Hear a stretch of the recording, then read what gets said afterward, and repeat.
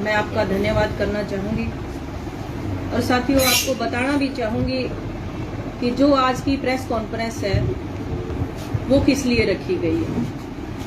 आप सभी को पता है और आपने देखा भी है कि एक बहरूपिया 2-3 दिन से एलनाबाद हलके के दौरे कर रहा है और वो ये कह रहा है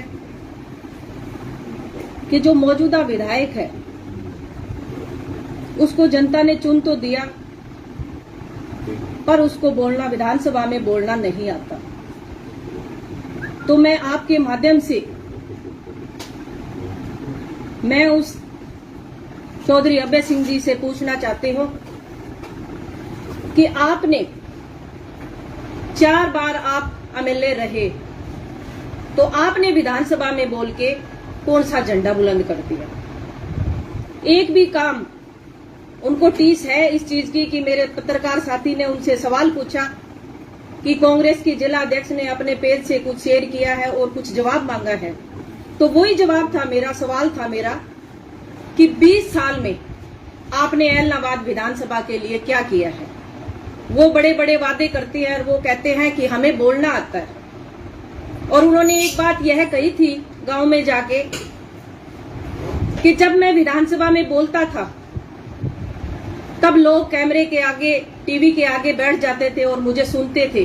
तो मेरा आज फिर वही सवाल है कि चौधरी साहब आपने विधानसभा में बोल के एलनाबाद के लिए क्या किया है। और दूसरी बात उन्होंने ये कहा कि जो कांग्रेस की जिला अध्यक्ष है और जिसने मेरे से सवाल किया है उसका वजूद क्या है। बहुत बड़ा क्वेश्चन है ये कि एक महिला जो हरियाणा के अंदर एकमात्र महिला जो डिस्ट्रिक्ट प्रेसिडेंट बनी है और आज उसके वजूद की बात की जाती है, तो मैं चौधरी साहब को बताना चाहूंगी कि मेरा वजूद जो है, आज मैं सरपंच एसोसिएशन की राष्ट्रीय उपाध्यक्ष हूं और प्रदेशा उपाध्यक्ष भी हूं और डिस्ट्रिक्ट प्रेसिडेंट भी हूं और संगठन ने मुझे चुना है और आज आपने संगठन को चुनौती दी है। तो इसी बात को लेके मैं आपके सामने आई हूं कि संगठन से बड़ा कोई नहीं होता। और दूसरी बात एक और कही थी उन्होंने कि जो कांग्रेस की जिला अध्यक्ष है उसके पीछे कौन है। तो वो चीज भी मैं उनको बताना चाहूंगी कि अगर वो परिवार की बात करते हैं तो एक आवाज लगाती हूं मैं आज परिवार को और एक साइड अभय सिंह जी अपने परिवार को आवाज लगाएंगे। देखते हैं कितनी देर में किसका परिवार उसके पीछे खड़ा है।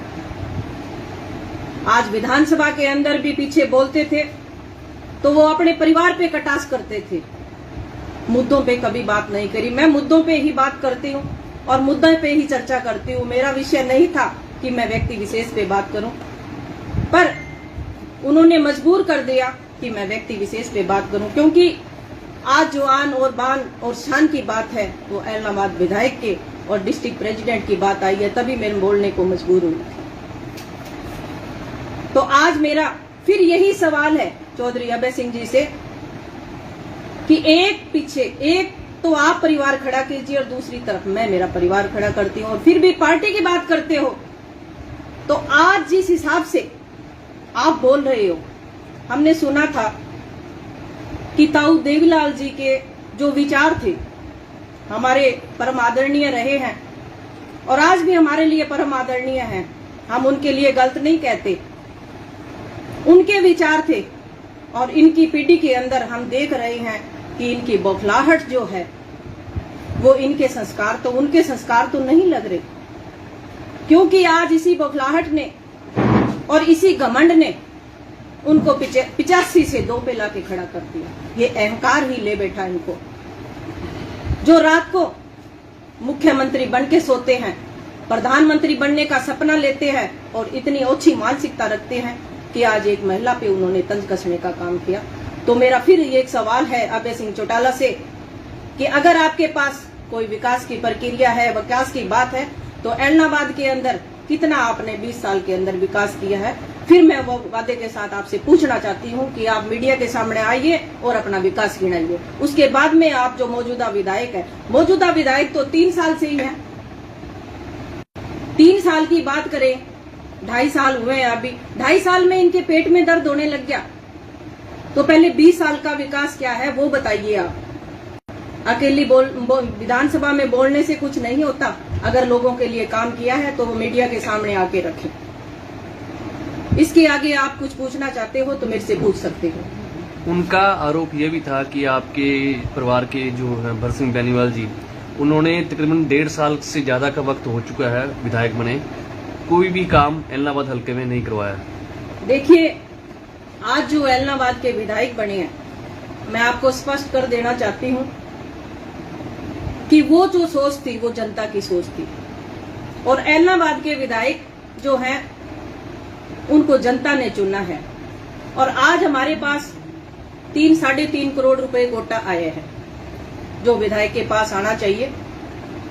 और हमने जो 87 गांव एलनाबाद विधानसभा के अंदर आते हैं, हमने लगभग 70 से 75 गांव उसी कोटे में हमने कवर कर दिए हैं। हमने कोई पैसा घर में नहीं रखा, क्योंकि जो विधायक का फर्ज होता है, क्योंकि सभी विधानसभा से, सभी जो गांव से हमारे पास वोट आते हैं, तो हम जो पैसा है वो हमने बांट के दिया है। पर एक बात और,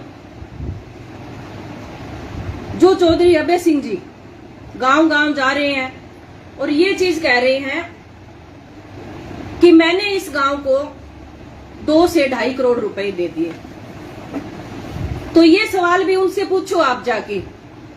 और शायद सरकार से भी ये सवाल पूछ लेना आप कि ऐसा कौन सा विधायक है जिसके पास हारने के बाद कोटा आता हो, जो आप वो गांव गांव जाके वो कह रहे हैं। दूसरे की आप जो बात कर रहे हैं वो जिला परिषद की बात कर रहे हैं, ब्लॉक समिति की बात कर रहे हैं, तो वो तो लोगों का अधिकार है, वो तो देना ही पड़ेगा।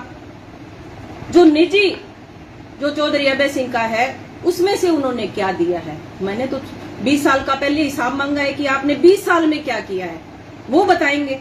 अब उनका जा जाके कहने का क्या मतलब है? कौन सी सरकार है वो जो हारे हुए एमएलए हैं उसको कोटा देती है? ये सवाल आप उन्हीं से करना जाके। अभय सिंह चौटाला कह रहे हैं कि कांग्रेस का अस्तित्व खत्म होने जा रहा है और इस तरह के छोटे नेताओं से मेरी तुलना ना करें। किसका अस्तित्व? कांग्रेस का। वो आपके खुद के गिरेबान में झांक के देखे कि आज 85 से 2 पे कैसे खड़े हो गए। और एक वो बात और कहूंगी मैं, आज वो एलनाबाद के विधायक पे टिप्पणी कर रहे हैं, तो 2 विधायक उनके भी हैं, उनका विकास गिनवाइए ना, उन्होंने कितना का विकास करवा दिया। और जो बात कर रही हैं, पीछे भी कांग्रेस एक रही है और हर मंच पे कांग्रेस एक होती है, और आगे आने वाला टाइम होगा वो कांग्रेस का होगा, आप देख लेना। पर एनएलओ का कभी भी जो टाइम है वो आने वाला नहीं है। ये आज मैं आपके माध्यम से उनको चुनौती भी देती हूँ कि 2 सीट है उनके पास। एक का मेरा टारगेट था कि अभय सिंह को हराऊं और मैंने हरा दिया, उनका सोपड़ा साफ कर दिया। दूसरा मेरा टारगेट ये है कि आगे आने वाला विधानसभा चुनाव होगा, उसके अंदर 2 का भी सुपड़ा साफ करने का काम संतोष बेनीवाल करेगी। क्या लगता है, क्या है मैडम आपको प्रकाश करने का क्या मतलब आपको लगता है कि किस कारण से आप लोगों के साथ? देखिए, वो चीज आप जाके उनसे पूछिए कि आपने एक जिला अध्यक्ष के ऊपर, वो शायद बड़े बड़े वादे करते हैं, बड़ी बड़ी बातें कहते हैं कि हम महिला को सम्मान देते हैं। उन्होंने आज महिला के सम्मान पे ठेस पहुंचाने का जो काम किया है, आप उनसे पूछिए कि जिला अध्यक्ष जवाब मांग रही है और जिला अध्यक्ष ने क्या गलत लिखा है, तो आपके पेट में दर्द हो गया वो उनकी बातें सुन के। आप उनसे पूछना जरूर। ठीक है जी।